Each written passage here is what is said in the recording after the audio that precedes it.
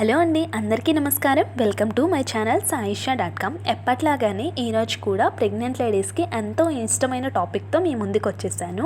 ఈరోజు టాపిక్ వచ్చేసరికి మన కడుపులో కనుక బేబీ బాయ్ కనుక ఉంటే మనలో ఎటువంటి సిమ్టమ్స్ అయితే ఉంటాయి అనేది ఈరోజు ఈ వీడియో యొక్క టాపిక్ అండి. ఇది ప్రెగ్నెంట్ లేడీస్కి చాలా ఇంట్రెస్టెడ్ టాపిక్. సో ఎక్కడ స్కిప్ చేయకుండా ఎండ్ వరకు అయితే చూసేయండి.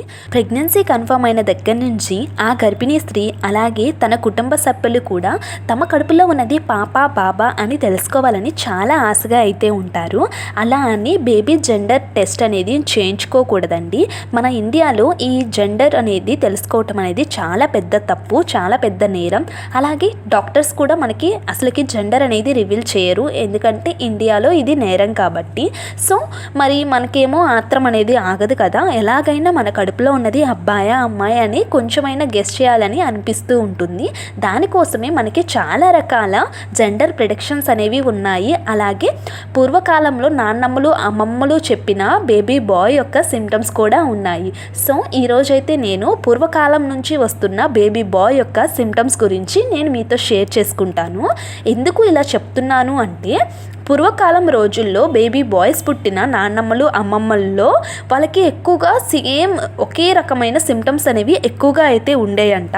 అలా ఆ సిమ్టమ్స్ ఉంటే వాళ్ళకి ఖచ్చితంగా బేబీ బాయే పుడతాడు అని వాళ్ళు పుట్టకముందే గెస్ చేసేవాళ్ళంట. చాలా వరకు ఇవి నిజం కూడా అయ్యాయి. సో అవేంటి అనేది నేను ఇప్పుడు మీకు ఎక్స్ప్లెయిన్ అయితే చేస్తాను.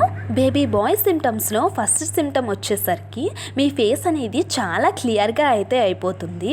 మీకు ముందుగా కనుక పింపుల్స్ కనుక ఉంటే ఆ పింపుల్స్ అన్నీ పోయి మీ చర్మం అనేది చాలా కాంతిగా చాలా మెరుస్తూ అయితే ఉంటుంది.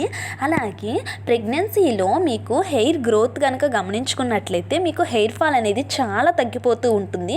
హెయిర్ అనేది చూడటానికి చాలా షైనీగా గ్లోగా అలాగే గ్రోత్ కూడా అవుతూ ఉంటుంది అన్నమాట. అలాగే మనకి ప్రెగ్నెన్సీలో ఫుడ్ క్రేవింగ్స్ అనేది చాలా సహజమండి.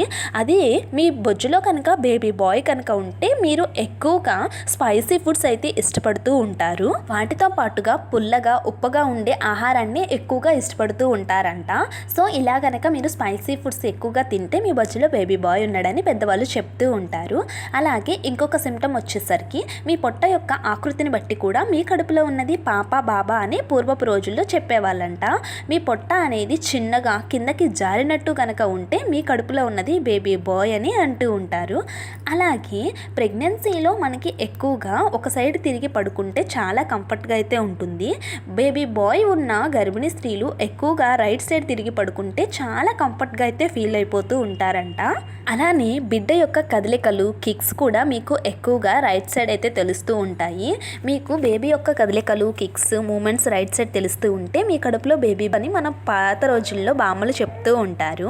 సో బేబీ బాయ్కి జన్మనిచ్చిన గర్భిణీ స్త్రీలలో ఎక్కువగా వాళ్ళు ప్రెగ్నెన్సీ సమయంలో ఇటువంటి సిమ్టమ్స్ అనేవి చాలా ఎక్కువగా అయితే ఉండేవంట. సో మరి మీలో కూడా ఇటువంటి సిమ్టమ్స్ అనేవి ఉన్నాయో లేవో ఒకసారి చూసుకోండి. నాకైతే కామెంట్ సెక్షన్లో కామెంట్ చేసేయండి మీకు ఏవే సిమ్టమ్స్ అనేవి మ్యాచ్ అయ్యాయో. నా వీడియో అనేది మీకు ఇన్ఫర్మేషన్గా కనుక ఉంటే నా వీడియోకి లైక్ చేయండి, నా ఛానల్ సబ్స్క్రైబ్ చేసుకోండి. Thank you for watching.